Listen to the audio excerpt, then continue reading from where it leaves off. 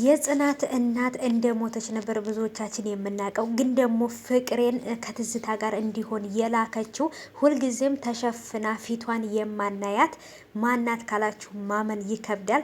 የጽናት ወላጅ እናት ናት።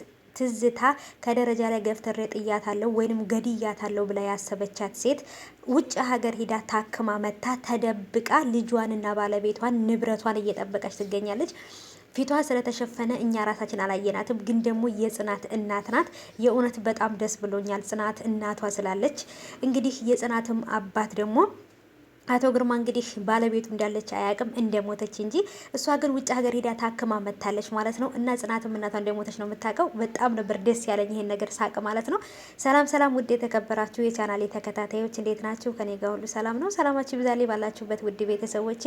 እኔ በጣም ደስ ብሎኛል በዛሬው ክፍል ማለት ነው። በእርግጥ አቶ ግርማ በመታመሙ ወይንም የጽናት አባት እንደዚህ ሙሉ እና ውዶቼ ስለዚህ በጣም ደስ ብሎኛል። ግን ደግሞ እሱ በመታመሙና ግማሽ አካሉ ፓራራይዝ በመሆኑ በጣም አዝኛለሁ። ግን ደግሞ የጽናት እናት በህይወት ስላለች ተደብቃ ልጇንም ሆነ ባለቤቷን እየጠበቀቻቸው ነው። ግን ደግሞ አሁን ላይ ጽናት በተጨነቀችበት ሰዓት እናቲቱ 100 ሺህ ብር ባንካውንት አስገብታለት ማንነቱ እስከምታጣሪ ድረስ ጊዜ እንዳትፈጂ ለአባትሽን አሳክሚ የሚል ኮሜንት ወይንም ደግሞ ሜሴጅ ነበረው ማለት ነው።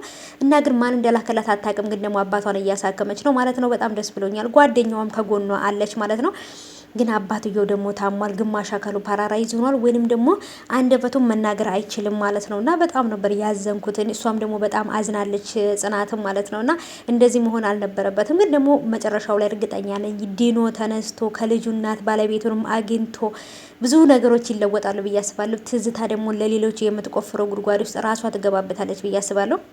ትዝታ ክፋቷ በጣም ስር ሰደደ ማለት ነው። እና ፍቅሬም ደግሞ ትዝታን የቀረባት የጽናት እናት ስለላከችውና ልክ እሷ የምታደርገውን ነገር በደንብ እያወቀ እንዲነግራት ነው ማለት ነው። እዚህ ጋር እንግዲህ እሷንም እያናገራት ነበር። ትዝታን መጋፈጥ የለብንም በአሁኑ ሰዓት። ስለዚህ እኔ ሐኪም ቤት እሱ ያለበት ቦታ ላይ ሂጄ እሱን ማየት እፈልጋለሁ የራሱ ጉዳይ ብላ ነበረ። ግን ደግሞ በአሁኑ ሰዓት ትዝታን መጋፈጥ የለብንም ብሎ አስቆሟታል። ሐኪም ቤት በመግባቱና ፓራዳይዝ እንደዚህ በመሆኑ በጣም ልቧ ተሰብሯል ማለት ነው። የልጁ እናት ማለት ነው።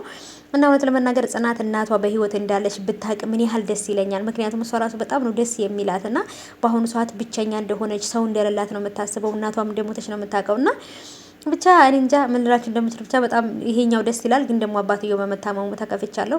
እሷም ደግሞ ጽናትን በአሁኑ ሰዓት ትምህርቷን ሁሉ ነገሯን ትታበቃ አባቷን ብቻ እንትን እያለች ነው ያለችው። እና ናሆም ተስፋዬ ደግሞ እንግዲህ ናሆም ተስፋዬን ብዙዎቻችሁ ታውቁታላችሁ። ትዝታ የቤትና የድርጅቱን ስም በስሙ ያዞረችለት ልጅ ነው። ገንዘብ ጠይቋታል። ያንን ገንዘብ ካልሰጠችው በስሙን እንደማያዞርላት ነግሯታል። እሷ ግን ለፍቅሬ በግዴታ በፍቅር ካልፈለገ በግዴታ ወደ እኔ ያዞረዋል ብላለች ማለት ነው። ምክንያቱም ገንዘብ ልሰጠው አልፈለገችም። እሱም ደግሞ መከዳዳት አንችልም አቅሻለሁ ታውቂኛለሽ ብሏታል ማለት ነው። ናሆም ተስፋዬ ማለት ከጽናት ጋር አብሮ ጓደኛ ሆኖ ያለው ልጅ ነው ማለት ነው። እና ወዶቼ በጣም ከባድ ሁኔታ ላይ ነው ያለው ማለት ነው። ናሆም ተስፋዬ ማለት እዚህ ላይ በፎቶ በፊት ለፊት የምታዩት ናሆም ተስፋዬ ነው ማለት ነው። ይሄም እንግዲህ ናሆም ተስፋዬ በነገራችን ላይ ከጽናት ጋር ጓደኛ ማቾች ሆኗል ማለት ነው።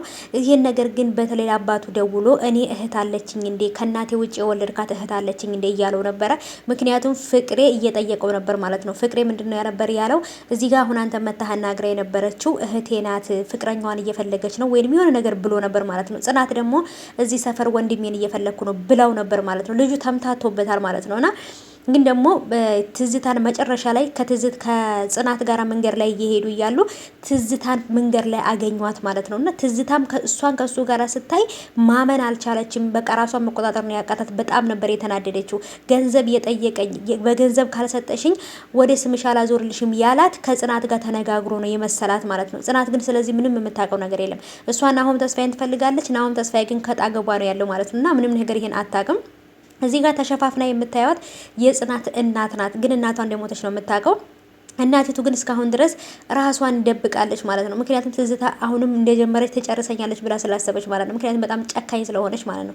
መረጃ ነገር ይዛባት እስር ቤት ካላስወረወረቻት አሁንም እንደምትገላት ታውቃለች። እና እንደምታዩት ደግሞ ትዝታ ሰውን ከመግደል ወደ ኋላ አትልም ማለት ነው። ምክንያቱም ምንም ነገር ቢሆን ታደርገዋለች።